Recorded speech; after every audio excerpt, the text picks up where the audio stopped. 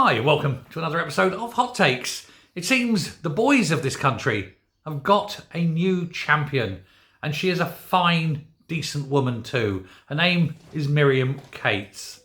She's a Tory, and she's a realist and a pragmatist, and she says that there are one group that are falling through the cracks because the entire system is set up directly to fail them. She's saying education is now gearing towards girls. And it's at the behest of failure to address this problem that she's setting up this group that's aiming to put pressure on ministers, on schools, on educators, everywhere, as well as in the press and in other media to enlighten and let people know what's going on as to why boys are suffering. So over the last sort of 15 to 20 years, lesson plans, the things that are being taught, the methods of teaching have changed, and they're changed to suit how girls think. Whereas high pressure teaching with exam results at the end and things like that are more geared up for boys.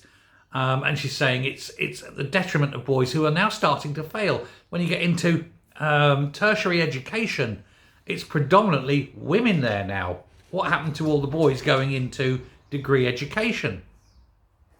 And it's because they're being failed at an earlier stage. High schools are not geared up now for male education.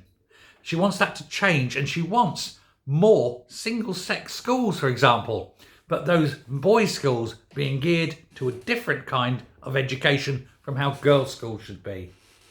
And she has a point, because after all, boys and girls are different. And we don't just mean physically. There's developmentally, emotionally, but also the various ways that the minds work. Men and women think differently. They can often arrive at the same conclusion, but the route to it can often be vastly different. And that needs to be addressed in education. And I think, she's absolutely right. And so she's using her position and her experience and her knowledge to drive this push to have more diverse education, if you will. Diversity in education based on the sex of the child. I think it's a genius idea, and I wholeheartedly agree with it.